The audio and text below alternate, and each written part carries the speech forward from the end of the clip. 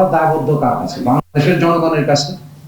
এবং আমরা জানি যে তেলের দাম সমন্বয় করলে মূল্যস্ফীতি উস্কে দেবে, এবং তার ফলে পতিত সরকার এবং অন্তর্বর্তীকালীন সরকার থেকে আমরা বেশি মানুষ যে দারিদ্র পেয়েছি, তাহলে তার অবস্থাটা কি হবে? আমরা বারবার বলছি যে বাস্তব পরিস্থিতির আলোকে বাস্তববাদী সিদ্ধান্ত এবং ইতিহাসের আলোকে। দ্বিতীয়, এখন বড় মৌসুম চলছে, ডিজেলের দাম বাড়লে এমনি কৃষকের সমস্ত সমীক্ষা বলে যে কৃষকের উৎপাদন উপকরণের দাম বেড়েছে। আসলে কি কৃষক মুনাফা করে কিনা এটাও একটা প্রশ্নবোধক। এমন একটা পরিস্থিতিতে কি করতে হবে? হ্যাঁ, আপনি যদি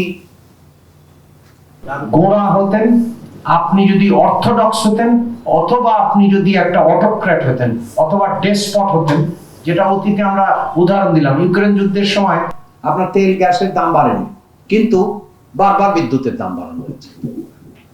তো এখন হচ্ছে আপনার কাজটা কি? আপনাকে বাস্তববাদী কায়দায় সময় অনুযায়ী জনগণের সাথে দেখে সমন্বয় করতে হবে। এখন অধিকাংশ মানুষের যারা বিদ্যুৎ নেয় তারা তো 70-এর নিচে থাকে, তাহলে আপনাকে দাম সেভাবে করতে হবে। নিম্ন মধ্যবিত্ত পরিবার এখন কি প্রকৃত মজুরি বাড়ে নাই? কত টাকার ভার নিতে পারবে? 100 থেকে 100-150 টাকা। তাহলে আপনাকে চিন্তা করতে হবে যে এই যে বার্ডেন, এটা কার উপর কতটুকু পড়ছে। একটা নিম্নবিত্ত পরিবার আসলে প্রতি মাসে কত টাকা বিদ্যুৎ বিল বাড়াবে? আমাদের মূল বক্তব্য হচ্ছে কি, যে আপনাকে তো জনগণ দ্বারা নির্বাচিত হয়েছেন, এবং প্রতিটি পদক্ষেপের ক্ষেত্রে আপনাকে জনগণের প্রতি দায়বদ্ধ থাকতে হবে, এবং সবার প্রতি আইনানুগভাবে সবার জন্য সুযোগ দিতে হবে। বিনিয়োগ দ্বারা পরিচালিত অর্থনীতি, এবং আমাদের অতীত ইতিহাস বলে যে বিনিয়োগটা বাড়বে বা অর্জনটা হবে যদি আমার জ্বালানি নিরাপত্তা নিশ্চিত হবে। আপনি যদি খেয়াল করেন পোশাক শিল্প খাতে আমাদের মূল সংস্কারের আর্গুমেন্টটা হচ্ছে যা বাংলাদেশে চলেছে এবং যেখান থেকে কাজ করেছে সেটাই আসলে বাংলাদেশের জন্য বা পৃথিবীর জন্য উপযুক্ত। আমরা লো কস্ট এনার্জি একটা বড় রকমের বিষয় ছিল। তাহলে আপনি এখন সবাই বলেছেন, দেখেন পোশাক শিল্প খাতের প্রেসিডেন্ট মহোদয় বলছেন যে আমার বহুমুখীকরণ করা দরকার, আমার প্রতিযোগিতায় টিকে থাকার সক্ষমতা বাড়ানো দরকার, আমার উৎপাদনশীলতা বাড়ানো দরকার। এ বিষয়ে কিন্তু সবাই একমত। তাই সেটা করতে গেলে তো জ্বালানি নিরাপত্তা লাগবে, বা অন্যভাবে বলতে গেলে যে কতগুলো কৌশলগত পণ্যের ক্ষেত্রে কৌশলগত মজুদ থাকতে হবে। যেমন বাংলাদেশে এগুলো কয়েকটি ক্ষেত্রে মাঝে মাঝে থাকে, মাঝে মাঝে থাকে না। যেমন চালের মজুদ বা গমের মজুদ, ঠিক একই কায়দায় জ্বালানির মজুদ থাকার দরকার ছিল এবং বেঞ্চমার্কিং গুলো করা দরকার ছিল। সেগুলো আমরা পাইনি।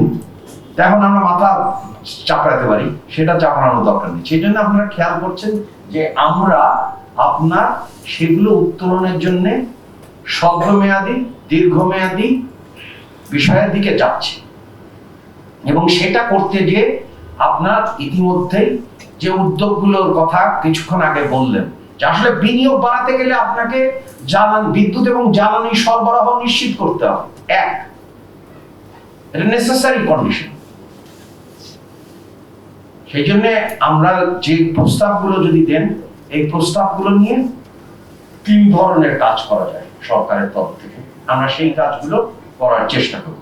প্রথম হচ্ছে যে আপনার নীতি সহায়তা, দ্বিতীয় হচ্ছে যে রেগুলেটরি তদারকি, আর তৃতীয় হচ্ছে যে ফিসক্যাল সাপোর্ট।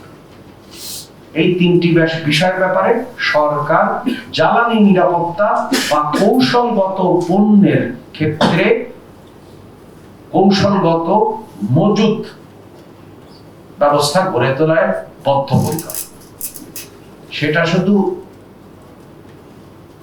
জ্বালানি তেল না, খাদ্য তেলের ক্ষেত্রে, ভোজ্য তেলের ক্ষেত্রে। আপনারা বা গবেষকরা বাংলাদেশের সামাজিক নিরাপত্তা জাল সম্পর্কে সবাই তিনটি বিষয়ে একমত। প্রথম, যার তালিকাভুক্ত হওয়ার কথা ছিল তিনি তালিকাভুক্ত হন। যার তালিকাভুক্ত হওয়ার কথা ছিল তিনি তালিকাভুক্ত হয়েছেন। তৃতীয়ত, কোনো বৈজ্ঞানিক পদ্ধতিতে এই তালিকাভুক্তিকরণ হয়নি, এটা রাজনৈতিক বিবেচনায় তালিকাভুক্ত করা হয়েছে। এর ফলাফল হিসাবে দেখা গেছে যে সামাজিক নিরাপত্তা জালের ক্ষেত্রে অপচয় সবচেয়ে বেশি। এই বিষয়ে সমস্ত সমীক্ষায় একমত। আমরা যেটা করব, প্রথম এবার বাজেটে দেখবেন যে এই যে তালিকা, কেউ বলতে পারবে না যে কোনো সময় বলতো 94টা, কোনো সময় বলছে 140টা, আবার এইটা নিয়ে যে কত কিছু হয়েছে, ক্যাবিনেট মিটিং করে, তারপরে সামাজিক সুরক্ষার ব্যাপারে কত কোটি টাকার যে টিএ হয়েছে, আর কত যে ব্যাকগ্রাউন্ড পেপার হয়েছে, এটা তো অগুন্তি। কিন্তু আমরা ফলাফল কিন্তু আমরা তিনটা বিষয় সম্পর্কে কিন্তু নির্দিষ্টকৃত। তা আমরা কি করব, আমরা হচ্ছে যখনই কাভারেজটা সবার মধ্যে চলে যাবে, যেমন ফ্যামিলি কার্ডের কথা চিন্তা করেন, তখন তো ভালো করে লেখেন, কারণ ফটো কার্ডে আমি খুব এটা আমরা এখনই কোনোগুলো বন্ধ করব না, কিন্তু এক সময় যখন 4 কোটি যাবে তখন বিধবা কার্ড দরকার নেই, কারণ নারী প্রধান হিসেবে তিনি পাচ্ছেন। তিনি যদি আপনার আর প্রতিবন্ধী মানুষ হন তাহলে তার দরকার নেই, কারণ তিনি ওইখানে পাচ্ছেন।